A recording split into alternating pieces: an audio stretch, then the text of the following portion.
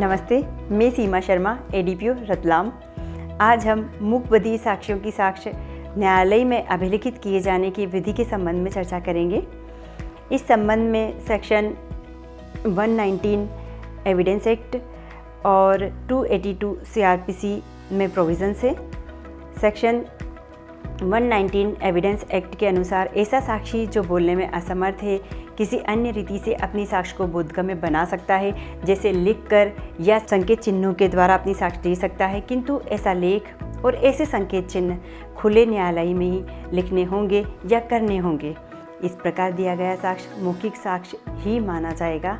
यदि साक्षी मौखिक रूप से संसूचित करने में असमर्थ है तो न्यायालय उसका कथन अभिलिखित करने के लिए किसी द्विभाषीय या विशेष प्रबोधक की सहायता लेगा और ऐसे कथन की वीडियो फिल्म तैयार की जाएगी। सेक्शन 282 सीआरपीसी के अनुसार जब किसी साक्ष्य या कथन के भाषांतर के लिए द्विभाषी की सेवा की दंड न्यायालय द्वारा अपेक्षा की जाती है, तब वह द्विभाषिया ऐसे साक्ष्य या कथन का ठीक भाषांतर करने के लिए आबद्ध होगा। द्विभाषीय को नियुक्त करते समय न्यायालय को यह देखना चाहिए कि वह निष्पक्ष हो, उसने अनुसंधान में भाग न लिया हो तथा वह विचारण में साक्षी न हो और किसी पक्षकार से संबद्ध भी न हो। इस संबंध में हम एक केस लॉ की चर्चा करेंगे, दर्शन सिंह विरुद्ध राजस्थान राज्य। इसमें राजस्थान हाई कोर्ट ने होल्ड किया है कि किसी भी मूक बधिर साक्षी की साक्ष्य को अभिलिखित किए जाने से पहले न्यायालय को उस साक्षी के बौद्धिक स्तर के संबंध में तथा यह कि साक्षी शपथ की प्रकृति को समझता है या नहीं संतुष्ट हो लेना चाहिए। न्यायालय को इस संबंध में भी अपनी संतुष्टि अभिलिखित कर लेना चाहिए कि साक्षी को जो कहना है वह लिखकर साक्ष्य देगा या संकेतों के द्वारा देगा। यदि वह साक्षी अपने कथन को लिखकर अभिव्यक्त करने में सक्षम है तो साक्ष्य लेने का यह तरीका अधिक संतोषजनक है। जब ऐसा साक्षी लिखकर साक्ष्य देने में समर्थ नहीं है तब वह अपनी बात संकेतों के माध्यम से कह सकता है। एक केस लॉ और है, दिलावर साहब अली साहब जकाती विरुद्ध कर्नाटक राज्य। इसमें कर्नाटक हाईकोर्ट ने प्रतिपादित किया है कि मूक बधिर साक्षी की साक्ष्य अभिलिखित किए जाने से पूर्व साक्षी और द्विभाषा दोनों को ही शपथ दिलाई जानी चाहिए। साक्षी के द्वारा किए गए संकेतों को और उन संकेतों के संबंध में द्विभाषा या विशेषज्ञ द्वारा दी गई व्याख्या को भी अभिलिखित किया जाना चाहिए।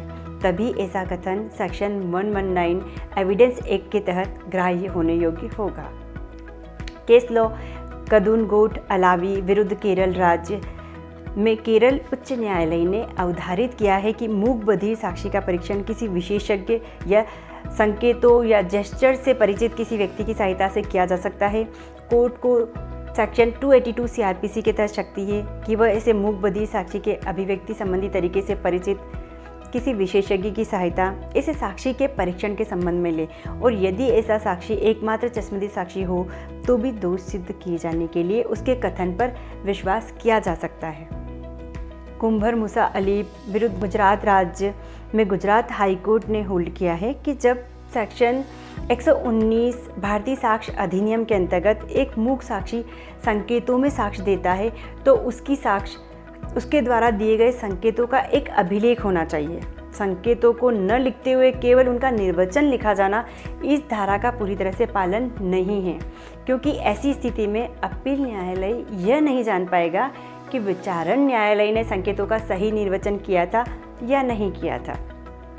प्रकाश चंद्र विरुद्ध हिमाचल प्रदेश राज्य तथा राजेश कुमार एवं अन्य विरुद्ध हिमाचल प्रदेश में भी हिमाचल प्रदेश हाई कोर्ट ने होल्ड किया है कि एक मूक बधिर से बातचीत करने के विषय में विद्वान सत्र न्यायालय का ज्ञान एक आम व्यक्ति से अधिक होने की अपेक्षा नहीं की जा सकती है।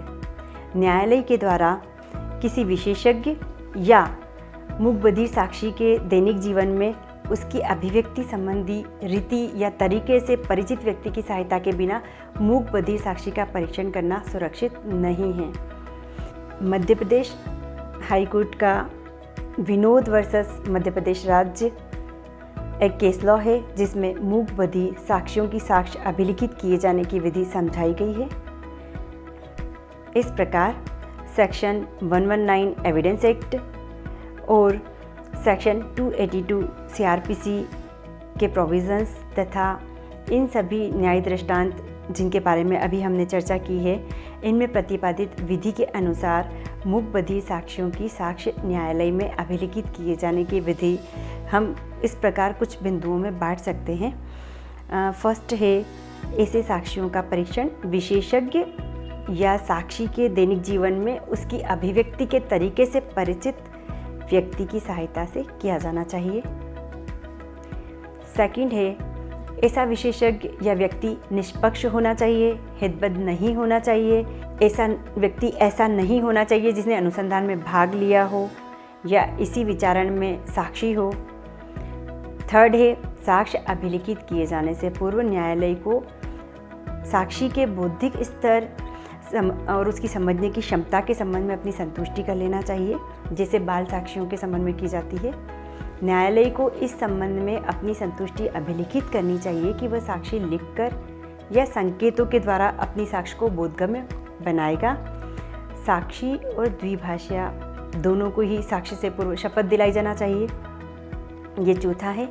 पांचवा है साक्षी जब संकेतों के माध्यम से अपनी साक्ष्य देता है तब संकेतों को भी अभिलिखित किया जाना चाहिए और संकेतों के संबंध में द्विभाषिया या विशेषज्ञ द्वारा की गई व्याख्याओं को भी अभिलिखित किया जाना चाहिए।